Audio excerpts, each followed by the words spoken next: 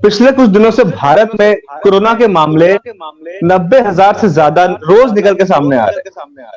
अगर कल की बात करें तो कल 97,000 से ज्यादा पूरे भारत में सामने आए। लेकिन अगर बात करें उत्तर प्रदेश की, उत्तर प्रदेश में अब तक कुल 3 लाख तक मामले पहुंच चुके हैं। नमस्कार, आप देख रहे हैं इंडिया पॉलिटिकल। मैं हूं आपके साथ मोहम्मद मास खान। अब मेरा पहला सवाल बीजेपी नेता अश्विनी शाही जी से है। सर, उत्तर प्रदेश सरकार की तरफ से अब क्या नीतियां हैं कोरोना से लड़ने के लिए? देखिए, उत्तर प्रदेश सरकार रोज अपने 23 करोड़ लोगों के लिए बेहतर नीतियां बना रही है। उनका टीम 11 का जो संयोजन है वो रोज बैठक करता है। माननीय मुख्यमंत्री जी ने जो निर्देशित किया है उसको बैठक में जो तय किया जाता है वो फिर 3 बजे प्रेस कॉन्फ्रेंस करके बताया भी जाता है पूरे प्रदेश के लोगों को, देश के लोगों को।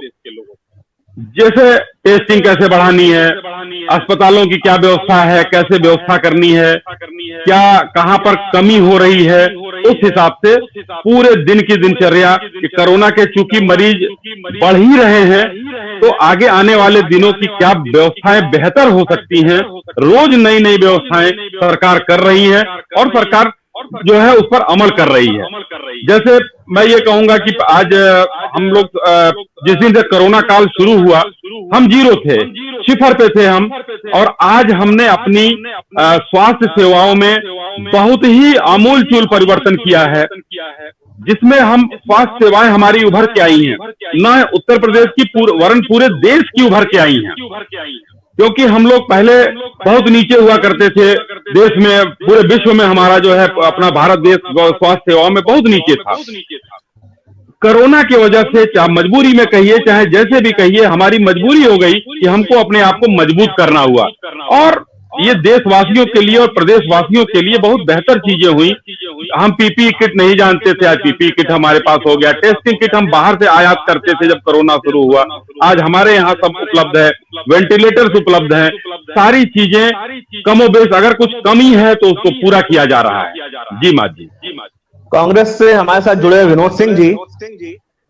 सर, मेरा सवाल आपसे है, जैसे अश्विनी शाही जी ने कहा कि भाजपा सरकार या उत्तर प्रदेश सरकार की बात करें तो वो माकूल कदम उठा रही है कोरोना से लड़ने के लिए आए दिन। क्या आपको लगता है कि योगी सरकार की तरफ से कदम उठाए गए वो माकूल कदम है या अभी उनको और प्रयास करना चाहिए? देखिए मोहम्मद जी, किसी भी स्थिति परिस्थिति से निपटने के लिए मैं समझता हूं सबसे पहले जो जरूरी बात होती है, सबसे जरूरी वो नीयत का साफ होना, ईमानदार होना, वो जरूरी होता है। और जब आप कोरोना जैसी महामारी, भयानक बीमारी से लड़ रहे हैं तब तो जिम्मेदारी, ईमानदारी और ज्यादा उस पर ख्याल रखना चाहिए। लेकिन दुर्भाग्य है, हर मौके की तरह हर गंभीर परिस्थिति में जब सरकार को जो जिम्मेदारी का भाव होना चाहिए, ईमानदारी का एहसास होना चाहिए, जवाबदेही होना चाहिए, तो कोरोना काल में दोगुना चौगुना तरीके से उसकी लापरवाही केंद्र सरकार से भाजपा शासित सभी प्रदेशों ने की। उसका मैं उदाहरण क्रमवार देता हूं। हर मुद्दे की तरह इस मुद्दे में भी देश को केवल जुमले और झूठ के माध्यम से बहलाने और बहकाने का और यथास्थिति उनके हाल पर छोड़ देने का काम हुआ। क्योंकि प्रधानमंत्री जी की अगुवाई में जब वो सेनापति थे देश के, चाहे कांग्रेस की सरकार हो, गैर भाजपा की सरकार हो या भाजपा शासित प्रदेशों की सरकारों, सबने आस्था व्यक्त की कि माननीय प्रधानमंत्री जी के नेतृत्व में पूरा देश कोरोना की लड़ाई के लिए, रोकथाम के लिए, इसको भगाने के लिए प्रतिबद्ध है। और जैसा प्रधानमंत्री जी की अगुवाई में वो जो दिशा निर्देशों के पालन हुआ। आज आप मार्च से लेके अभी तक की परिस्थिति देख लीजिए। अब प्रधानमंत्री जी, गृह मंत्री जी, भाजपा का कोई नेता, आरएसएस का सो कॉल्ड विद्वान कोई नेता मुखर रूप से कह भी नहीं रहा है। और आप जैसे पत्रकार, कोई विपक्षी पार्टी के नेता अगर कोरोना की पे इनका ध्यान आकृष्ट कराना चाहते हैं तो उनको अपमानित करने का काम किया जाता है, उनको गुमराह करने का काम किया जाता है, अपनी जिम्मेदारी खुद न स्वीकार करते इधर उधर भटकाया जाता है। तो ये वास्तविक परिस्थिति है। ये जो थोड़ा सा भी तार्किक है, समझदार है, वो किसी पार्टी से हो, विचारधारा से हो, मीडिया का साथी हो, व्यवसाय का साथी हो, श्रमिक भाई हो, वो सब समझ सकता है। इसमें कोई रॉकेट साइंस की बात नहीं है। आज क्या प्रधानमंत्री जी जब उन्होंने मुखर रूप से कहा था 21 दिन का समय, पूरे देश ने क्या नहीं दिया? अपने सारे मसाइल को, सारे वरीयताओं को किनारे करके जिस स्थिति में जहां था, जिस अभाव में था, संकट में था, पीड़ा में था, उस सबने अपने आप को लॉक किया। क्या नतीजा रहा 21 दिन का? क्या किसी देश का प्रधानमंत्री, वो भी भारत का प्रधानमंत्री, सिर्फ झूठ बोलने से, रस्म अदायगी करने से, जुमला फेंकने से, अगर कोरोना की महामारी जैसे काम में भी, इस भयानक काल में भी अगर उसकी ये अप्रोच रहेगी, तो रिजल्ट आप सबके सामने। मैं नहीं कुछ कह सकता हूं, ये जो लाखों के आंकड़े भयावह बढ़ते जा रहे प्रतिदिन, इसकी जिम्मेदारी कोई लेने वाला तैयार है क्या? कोई इनमें साहस ही नहीं है। इसके बारे में देखिए माज साहब, हमारे कांग्रेस के मित्र ने बहुत बढ़िया भाषण दिया। आजकल इन लोगों के पास भाषण के अलावा और कुछ काम नहीं है, रोजगार छिन चुका है इनका।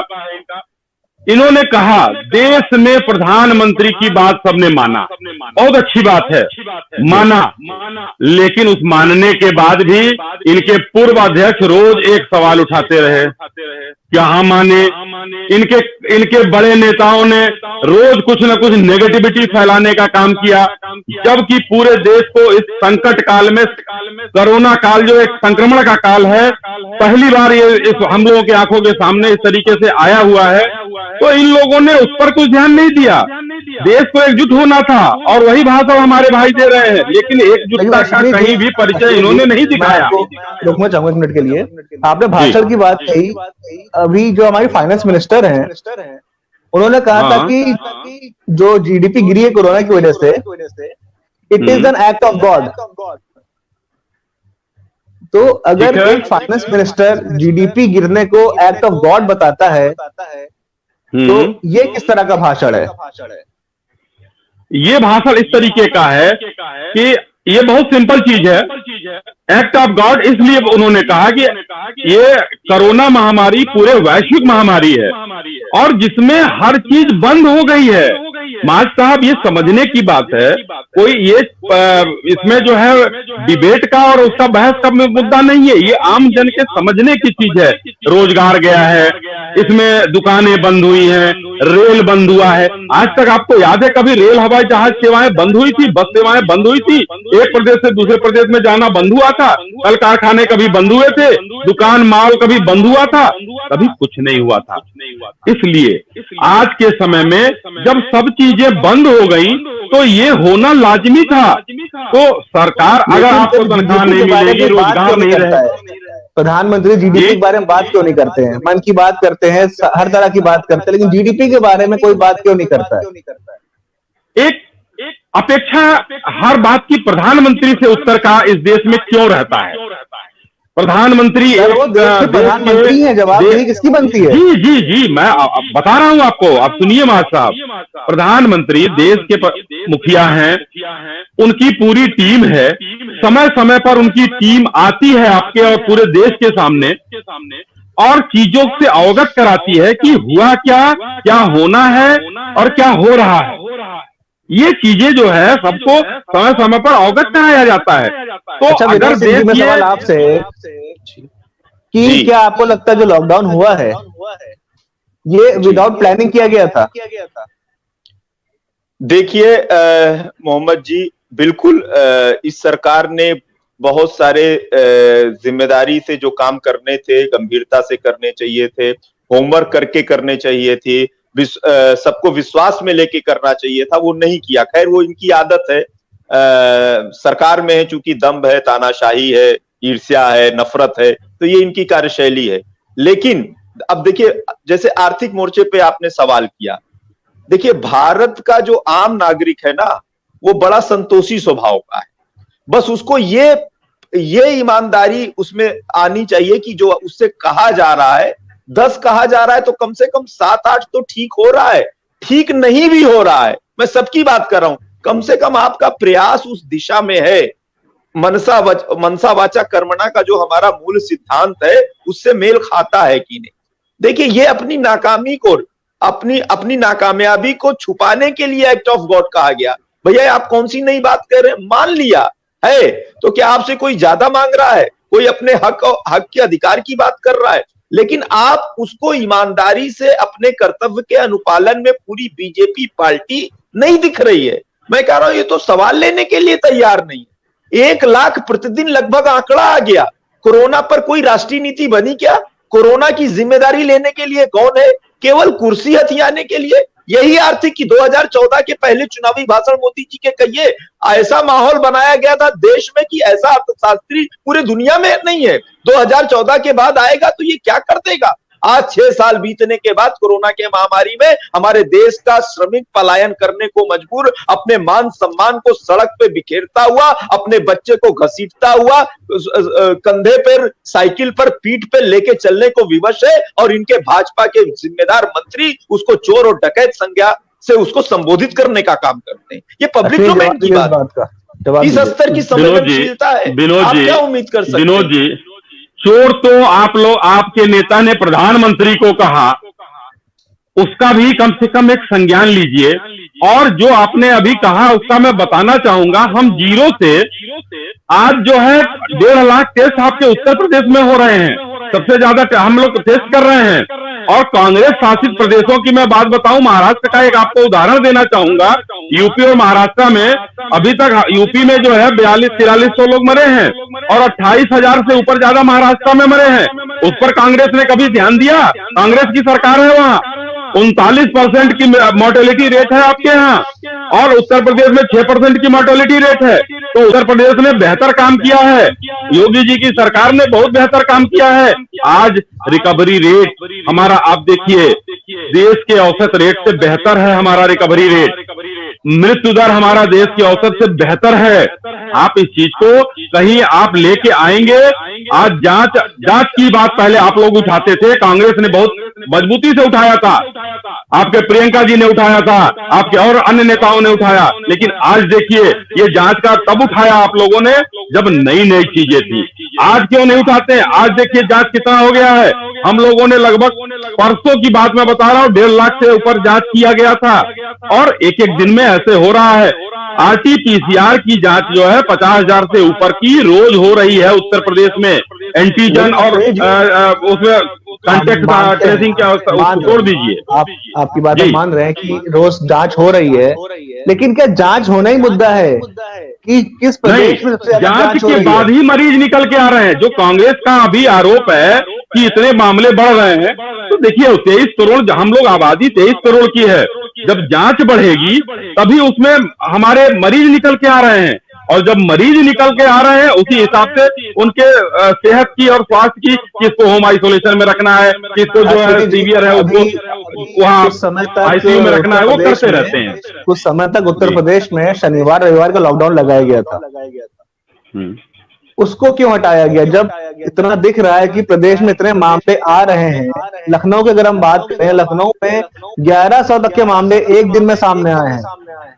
जी। तो शनिवार और रविवार के लॉकडाउन को हटाने की क्या आवश्यकता सामने आई? देखिए माज साहब, देश जो है बंद हो गया था अचानक, लॉकडाउन फेजेज में किए गए, 3-4 लॉकडाउन बढ़ाया गया, उसके बाद अब अनलॉक का फेज हो रहा है। अनलॉक का मतलब ऐसा, लॉकडाउन का मतलब, और पूरे देश में एकदम सारी चीजें, व्यवस्थाएं बंद थी, तो फेज वाइज धीरे धीरे सारी चीजें हर प्रदेश खोल रहा है। विमान बंद थे, रेल बंद था, मॉल बंद थे, अभी देखिए कहीं भी सिनेमा हॉल नहीं खुले हैं। तो ये फेजेज में शनिवार पहले खोला गया, उसके बाद रविवार खोला गया। अब क्या रहा है, सारे ऑफिस खुले हुए हैं, बाजार खुला हुआ है, सभी लोग अब धीरे धीरे अपने मुख्य धारा में लौट रहे हैं। उसमें क्या होता है कि कुछ व्यापारी नेताओं का दल और व्यापारियों ने विरोध किया कि, मतलब अपनी मांग रखी, विरोध क्या किया, अपनी मांग रखी कि संडे को छुट्टी का दिन है और हम लोगों की बिक्री संडे के दिन में लोग ऑफिस वाले आते हैं तो हमारी होती है, तो हमको साप्ताहिक बंदी में दिया जाए। तो अब सरकार ने जो निर्णय लिया कि साप्ताहिक बंदी जो पहले हुआ करती थी वो बंदी होगी और उस दिन सैनिटाइजेशन और अन्य काम किए जाएंगे, और शनिवार और रविवार दोनों खोल दिया गया। तो ये क्रमवार देश को खोलने और चलाने का काम हो रहा है। खोला गया है, लेकिन सोशल डिस्टेंसिंग की बात, हम ये सवाल करें विनोद सिंह से, क्या आपको लगता है कि भारत के प्रदेशों में सोशल डिस्टेंसिंग का पालन हो रहा है? जिस तरह से अनलॉक की प्रक्रिया शुरू की गई, उसके बाद लोग बहुत ही ज्यादा तादाद में घर से बाहर निकलने लगे बिना सोशल डिस्टेंसिंग को पालन करते हुए। क्या आपको लगता है कि भाजपा सरकार को और लोगों को जागरूक करना चाहिए सोशल डिस्टेंसिंग को पालन कराने के लिए? माज साहब, गंभीर चर्चा है, लेकिन अब मैं कहूंगा, प्रधानमंत्री जी ने ही कहा था क्रोनोलॉजी समझिए, इनकी क्रोनोलॉजी को समझना पड़ेगा। देखिए, हमको, आपको, सबको, अभी विद्वान साथी शाही जी ने कहा ये यही चर्चा चाहते हैं देश में हो, कोरोना के समय में भी राजनीतिक चर्चा हो, महाराष्ट्र बनाम यूपी हो जाए। मैं नहीं करना चाहता। इसका हल ये नहीं है। क्या राष्ट्रीय नीति में राष्ट्रीय नैतिक संवैधानिक जिम्मेदारी भारतीय जनता पार्टी की बनती है कि नहीं? जब लीगली भी आपदा, जब से लॉकडाउन लगा, आपदा का पूरा दौर, आपदा प्रबंधन नेशनल डिजास्टर एक्ट लगा है, प्रदेशों के पास कोई अधिकार नहीं, चाहे किसी पार्टी की सरकार हो, सब निर्देशित केंद्र सरकार द्वारा करने के लिए, नियम मानने के लिए बाध्य हैं, उन पे चॉइस नहीं है, they are bound to do that. उसके बाद भी ये खेल हुआ। देखिए, ये श्रेय लेने की सरकार है, ये बदनाम करने की सरकार है, ये मिथ्या प्रचार वाली सरकार है। इस पूरे सरकार की बुनियाद झूठ और जुमले पर है। तो जब सच्चाई से इनका सामना होता है तो इनके ताश के पत्ते की तरह इनकी इमारत गिर जाती है। यही इसमें भी हुआ। इन्होंने सोचा कि ये तो आंकड़े थे, संक्रमण का दौर था। जब इनसे शुरू से एक जिम्मेदार दूरदर्शी नेता ने जनवरी में ही कह दिया, जब ये नमस्ते ट्रंप में अपनी वाहवाही करवा रहे थे, कि भारत की तैयारी क्या है, राहुल गांधी जी जैसे संवेदनशील दूरदर्शी जिम्मेदार नेता का काम क्या रहेगा। उन्होंने पूरे, इनके स्वास्थ्य मंत्री हर्षवर्धन से लेके पूरी भाजपा ने ट्वीट किया, आप ट्वीट निकाल के देख लीजिए, इन्होंने उपहास उड़ाने का काम किया। इनके किसी नेता ने कहा नहीं नहीं, हमारी तो इम्यूनिटी स्ट्रांग इतनी है, हम पे कोई फर्क नहीं पड़ेगा। राहुल गांधी जी, ये राहुल गांधी जी को व्यक्तिगत छोटा और अपमानित करने में इन्होंने अपनी ऊर्जा लगा दी। बहरहाल, कैसे क्या हुआ, स्थितियां ये आ गई, उसके बाद भी स्वीकार करने की स्थिति में नहीं थे। ये अपने ऑक्सीजन किट से लेके मेडिकल उपकरण मार्च तक, 20 मार्च तक ये विदेश भेजते रहे, काफी बड़ी संख्या में। जब हमारी आवश्यकता हुई तो हम एक दूसरे दौर में थे। बहरहाल, उतना होने के बाद भी प्रधानमंत्री जी के, कांग्रेस पार्टी की अध्यक्षा ने, राहुल गांधी जी ने, देश के सभी जिम्मेदार नेताओं ने कहा हमारी पूरी आस्था है, पूरा साथ है, प्रधानमंत्री जी कहे कहां हमारा सहयोग की आवश्यकता है, हम देंगे। लेकिन कोई डायलॉग ही नहीं, क्योंकि इस सरकार में संवाद और समन्वय तो है नहीं। संवाद और समन्वय करने से ये छोटे महसूस करेंगे। जैसा हर दम्भ और तानाशाही व्यक्ति का गुण होता है, वही इनमें भी है। खैर, अब स्थिति यहां तक आ गई, इन्होंने बड़े जोश में ताली बजवाई, थाली बजवाई, वो भी सबने बजाया, स्वागत है, इससे भाग जाएगा, उससे भाग जाएगा। वॉरियर्स को क्या किया, फूल बरसाए। आज वॉरियर्स के क्या हो रहा है, इनकी सरकार डॉक्टरों को बेसिक बुनियादी किट नहीं मुहैया करा पा रही है, और जब डॉक्टर छोड़ने की बात करता है तो उसको धमकाने का काम करते हैं। आज भारतीय जनता पार्टी के द्वारा सबसे ज्यादा धमकाया जा रहा है, प्रताड़ित किया जा रहा है कि उनके दर्द को नहीं समझा जा रहा है, तो हमारा मेडिकल वर्कर है, मेडिकल वॉरियर है। ये आप भी अगर खोजी पत्रकारिता करते होंगे तो ये कोई ऐसी बात नहीं है कि सबको मालूम है। लेकिन और रिपोर्ट बाहर ना आ जाए, विनोद जी, ये सारे षड्यंत्र लगाए जा रहे हैं। विनोद जी, आपने धमकाने की और वॉरियर्स की बात की। जब ताली और थाली बजवाई गई थी, तो वो ताली और थाली जब बजवाई गई थी तो वो क्यों बजवाई गई थी? वॉरियर्स के सम्मान के लिए, कोरोना भगाने की बात नहीं थी। आप लोग का परसेप्शन ही गलत है। उस समय सम्मान में ताली और थाली बजवाई गई थी। हाँ, आज आप, अभी तो आप लोगों ने ताली और थाली बजाया है, मोमबत्ती जलाया है, वो उसका मकसद दूसरा है, वो विरोध का मकसद है। आज आप लोगों ने मोदी जी के पदचिन्हों पर चलने का काम किया है। ताली और थाली 9 तारीख को आप लोगों ने बजाया है, टार्च जलाया है, क्योंकि अब आइए, आप दूसरी बात कह रहे हैं कि जो पीपीई किट और उसकी बात है। आज हिंदुस्तान पूरे विश्व में पीपीई किट बनाने में सर्वोपरि हो गया है। आपको ये जानना चाहिए। आज आत्मनिर्भरता इतनी बढ़ी है कि हम किसी के ऊपर नहीं है। आज हमारे हिंदुस्तान में महिंद्रा जैसी कंपनियों ने मतलब देश की सेवा में आकर वेंटिलेटर बनाने का काम किया, जो हमारे देश में वेंटिलेटर नहीं थे। ये आत्मनिर्भर भारत की बात हो रही है। हिंदुस्तान में भारतीय जनता पार्टी ने जब भी किया, आपके नेता ने जब भी किया, देखिए एक कहा ना कि आप हमारी सोनिया जी ने कहा कि हम सब जगह तैयार हैं, एक आप लोगों ने दिखा दिया, बस जो है ले आकर बॉर्डर पे खड़ा कर दिया, स्कूटर का नंबर दे दिया, यही सहायता है। अरे उस बस से जो बिहार के मजदूर जयपुर में फंसे हुए थे उसको भी तो भेजने का काम कर सकती है आपकी पार्टी। कहां सहायता कर रहे हैं आप लोग? रोज नेगेटिविटी फैलाने के काम। और आपके जो पूर्व अध्यक्ष जो थे बड़े दूरदृष्टि और दृष्टि, उनका जो है साक्षात ब्रह्म के अवतार जो है, वो उनकी सारी जालसाजी पकड़ी गई है, चाइना से लेकर और हिंदुस्तान तक। रोज एक ही ट्वीट को कट एक जगह बना दिया, उसके बाद सो गए जाके। 2 मिनट का रोज एक ट्वीट पर जो है आज आ गया, इतने भारी अर्थशास्त्री बन गए।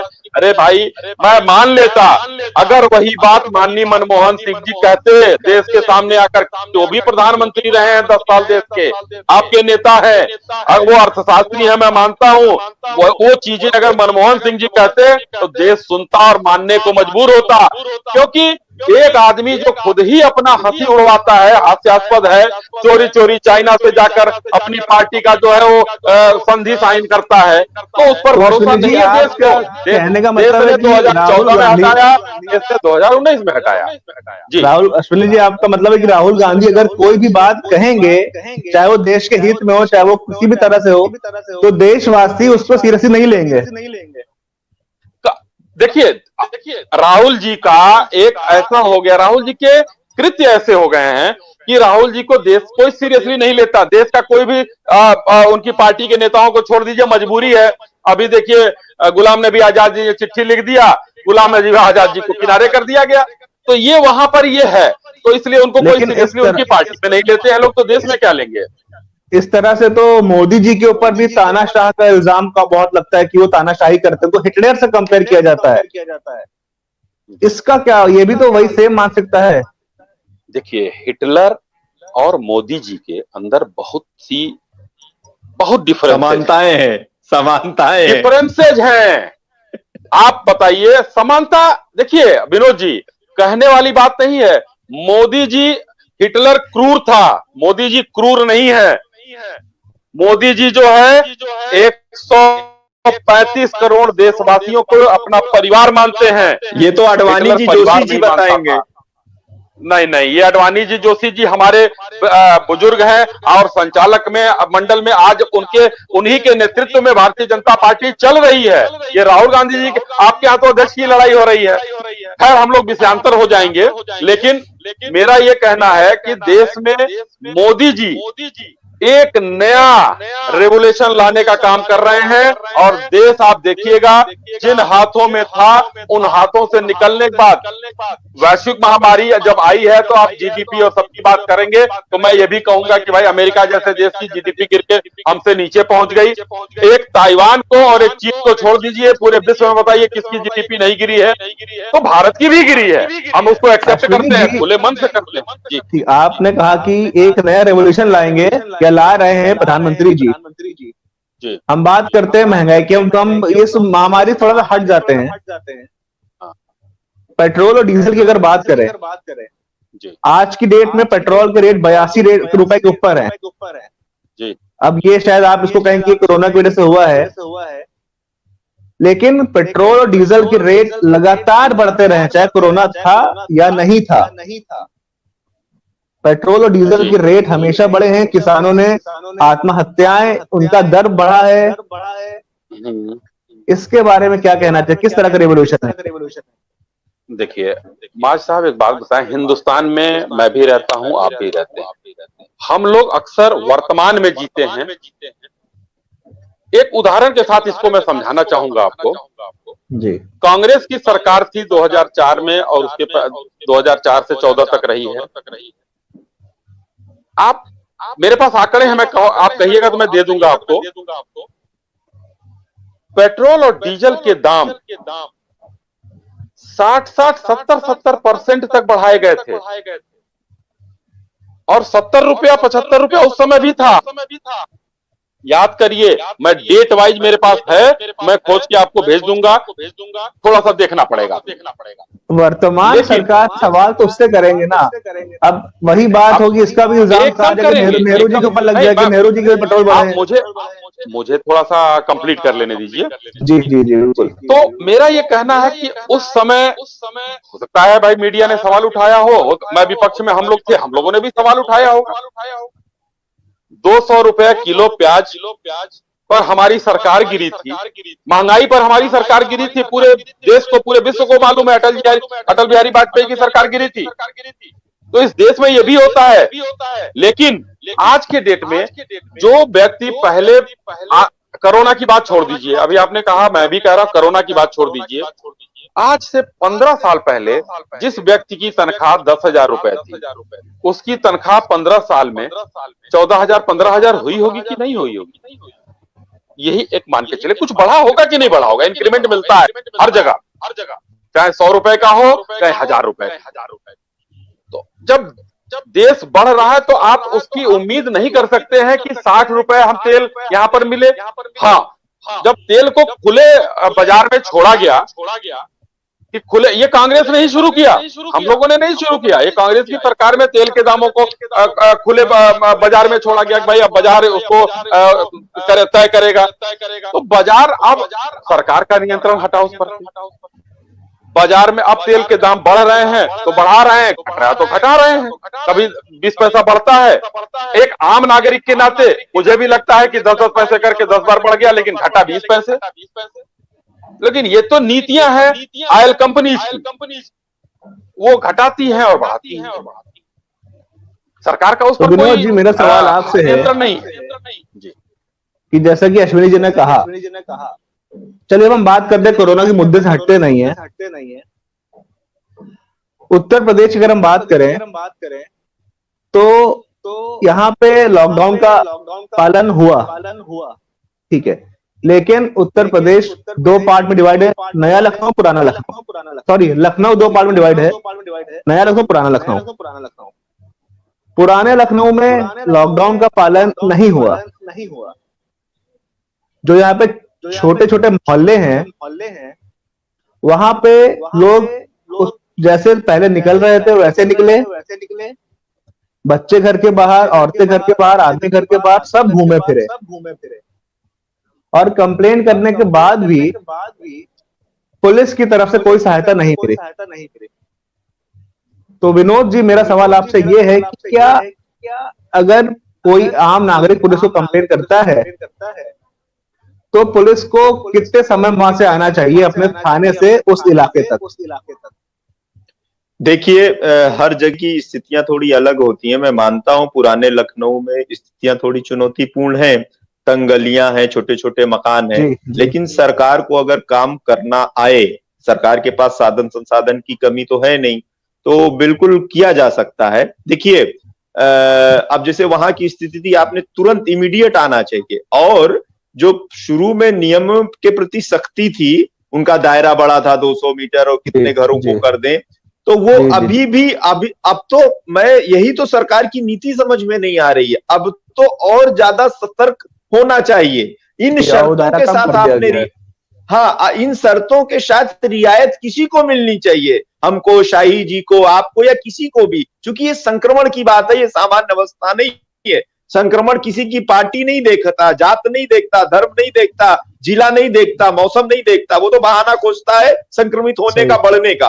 तो उसमें एहतियात ज्यादा जरूरी थी। जब लोग सामान्य तौर पे खुले हैं, गलती दोनों तरफ से हो रही, इसमें लोग भी थोड़ा सा अभी जागरूक रहना चाहिए और जितना भी सावधानी बरतनी चाहिए बरतना चाहिए, लेकिन उससे ज्यादा सरकार की मशीनरी मुझे लगता है पूरी तरीके से बेपरवाह हो गई। वो आपने बिल्कुल कहा, अगर किसी को संदेह हुआ कि भैया ये कोरोना का यहाँ संदिग्ध मुझे दिख रहा है, इसके पास में कितने दूर पे मेडिकल की व्यवस्था है, नहीं है, तुरंत फोर्स भेज के, तुरंत एक स्वास्थ्य विभाग की टीम भेज के तुरंत उसकी जांच पड़ताल करें, बुनियादी जांच पड़ताल। उनको लगता है ये सामान्य अवस्था है तो प्रिकॉशन देके, दवा देके उसको एक किनारे छोड़ दें। उनको लगता है स्थिति गंभीर हो सकती है, संक्रमण का खतरा इस क्षेत्र में, इस मोहल्ले में बढ़ सकता है, इमीडिएट सरकार की ये व्यवस्था होना चाहिए, तुरंत उनको शिफ्ट करें और उनको क्वारंटीन करने का काम हो। रही बात सरकार, लोग तो व्यक्तिगत स्तर पर लापरवाही बरत सकते हैं, थोड़ी ढील दे सकते हैं, लेकिन सरकार को और ज्यादा मुस्तैदी से जिम्मेदारी दिखाने की जरूरत है। और अब उनके लिए चुनौतियां बढ़ गई हैं। कहीं ऐसा तो नहीं इन चुनौतियों से नहीं निपटने की अक्षमता के कारण उनका मन ना हो, इसलिए इन्होंने उनके सूरते हाल पे छोड़ दिया है। अगर सरकार इस मनोभाव से काम करेगी, लोगों को उनके हाल पे छोड़ देगी, तो माफ करिएगा ये नंबर कहां से कहां जाएंगे जो लगातार बढ़ रही है, हमारे आपके लिए चिंता के लिए बहुत चिंताजनक। अश्विनी जी, मेरा यही सवाल आपसे था। जी जी, मैं अब विनोद जी को मतलब जवाब ही दे देता हूं। जो इन्होंने कहा, देखिए कितनी अच्छी बात है, कहीं सरकार के पक्ष में, पुलिस के पक्ष में, और वो अच्छी चीज है। और राजनीतिक दल के सदस्य हैं तो थोड़ी सी विपक्ष के हैं तो अंत में सरकार की खामी तो इनको गिनानी ही है। लेकिन मैं फिर से इन्हीं की बात को आगे बढ़ाते हुए कहता हूं, देखिए एक समय ऐसा आया अपने पास कि ये कोरोना वॉरियर्स के रूप में पुलिस और 112 जो यहाँ का है पूरा महकमा एक पैरों पर खड़ा होकर हमारे घरों पर दवाई पहुंचाने का काम, राशन पहुंचाने का काम, एक फोन पर कोई भी सहायता पहुंचाने का काम लगभग लगातार 3 से 4 महीने तक करता रहा है। और हर जगह हो सकता है कि कोई आप जहां बता रहे हो वहां कुछ अक्षमता हो गई हो, ना पहुंच पाया हो समय से। भाई पुलिस महकमा है, कहीं व्यस्तता होगी या कुछ देरी से पहुंचा होगा, उसके लिए कोई कारण रहा होगा, उस पर हम वो नहीं करेंगे। लेकिन वो लोगों ने भी एक पैर पे खड़े होकर पूरे समाज के साथ मतलब एकदम साथ दिया। सामाजिकता का मतलब एक उत्कृष्ट नमूना उन्होंने पेश किया डॉक्टरों के साथ। जी, आप जो कह रहे हैं कि 3-4 महीने एक पैर पे खड़े रहे, बिल्कुल खड़े रहे, हम मानते हैं। उसके बाद आइए, मैं आता हूँ जी साहब, मैं आपके सवाल को ही मैं वो कर देता हूँ। अब क्या जो पोजीशन है, देखिए पुलिस उस समय क्या हुआ था, उस समय लगभग जो है 2-3 महीने कहीं कोई क्राइम नहीं था, हर आदमी अपने घरों में था। अगर मैं सही बोल रहा हूँ तो विनोद जी और माज साहब आप इसको ध्यान देंगे। जी जी। तो संगठित अपराध तो उत्तर प्रदेश पुलिस ने खत्म कर दिया था, इसलिए कुछ नहीं हुआ। अब छिटपुट अपराध बढ़ने शुरू हो गए, तो पुलिस कानून व्यवस्था में भी लगती है, तो हो सकता है वो भी कारण रहा हो।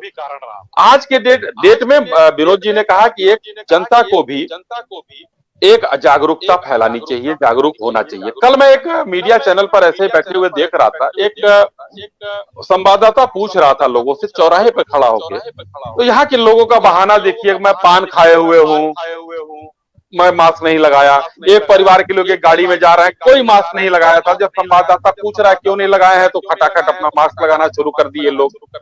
एक आदमी दारू पी के बैठा हुआ था, वो कह रहा है कि हम तो ब्रांडी पी लिया, हमको कोरोना नहीं आएगा। तो ये समाज में अब सरकार हर चीज को दहशत और डर से नहीं कराएगी। सरकार दहशत फैलाने के लिए नहीं है, सरकार जागरूकता फैलाने के लिए है। सरकार का अमला जागरूकता फैलाने के लिए है। अवेयरनेस जो है हम जो दे रहे हैं, तो उसमें जनता को भी जागरूक होकर समाज का और सरकार का सहयोग करना। मेरा सवाल ये था, जो विनोद सिंह ने भी जो बात कही, वो ये कि जब इस समय हमको ज्यादा सतर्कता जरूरत है बरतने की। पहले क्या होता था, किसी को कोरोना हुआ, उसको क्वारंटाइन कर दिया गया और उसके घर के 100-200 मीटर तक की बल्लियां लगा दी गई या रास्ता ब्लॉक कर दिया गया। अब क्या हो रहा है कि जिसको कोरोना हो रहा है उसको एक तो होम क्वारंटाइन किया जा रहा है और सिर्फ उसके घर के पास ही बैरिकेडिंग की जा रही है। ऐसा क्यों? अब तो और ज्यादा सतर्कता बरतनी है हमको। तो अब क्यों ऐसा? सतर्कता बरती जा रही है। अब क्या है, जैसे जो मरीज निकल रहे हैं, पहले क्या था, देखिए नई बीमारी थी, नई चीज थी, अभी कोई दवाई नहीं है इसका, कोई वैक्सीन नहीं आई। पहले एकदम से अफरा तफरी का माहौल था। जो लोग बीमार होते थे तुरंत उसको घेर के बाकी को अस्पताल ले जाइए। आप देखिए कम से कम हजारों नहीं लाखों वीडियोस पड़े होंगे, यूट्यूब से लेके हर जगह मोहल्ले के लोग उसका वीडियो बनाते थे। बड़ी मतलब अपमानजनक स्थिति हो गई थी जनता की, चाहे कहीं भी हो। उसको एम्बुलेंस आया लेके चला गया। धीरे धीरे जब इन चीजों पर लोग जागरूकता बढ़ती गई, लोग जान गए कि कैसे क्या होना है, तो अब उसको थोड़ा सा कई कैटेगरी में सरकार ने बांटा है। जो सीरियस होते हैं उनको बुलाकर तुरंत जो है भेजा जाता है अस्पतालों में। वेंटिलेटर पर रखने वाले को वेंटिलेटर पर रखा जाता है। घर में आइसोलेशन की भाई होम आइसोलेशन में आप ठीक हो जाएंगे, आप होम आइसोलेशन में रहिए। अस्पतालों ने, प्राइवेट अस्पताल जो कोविड के बनाए गए थे, उन्होंने मनमाने दाम, अभी 3 दिन पहले एक प्राइवेट अस्पताल में मारामारी झगड़ा हो गया था, प्रशासन को दखल देना पड़ा था 3 लाख रुपए के लिए। उसके बाद सरकार ने एक व्यवस्था करते हुए 18,000 रुपए का मैक्सिमम की व्यवस्था कर दी, किससे ज्यादा आप नहीं ले सकते हैं। टेस्टिंग जो जांच हो रही है, जांच में 2500 रुपए से घटाकर 1600 रुपए कर दिए गए। तो ये जागरूकता और उसकी और ज्यादा उसको करने के लिए सरकार जागरूक हो रही है। धीरे धीरे जब चीजों पर नियंत्रण हो रहा है कि भाई हम यहाँ पर सही है, यहाँ पर कम कर देना चाहिए, काफी चीजों के दाम घट गए, इसलिए टेस्टिंग का किट का भी दाम घटा है और उसका भी दाम घटा दिया गया। तो ये सरकार काम कर रही है इस पर। मेरा आखिरी सवाल विनोद जी से है।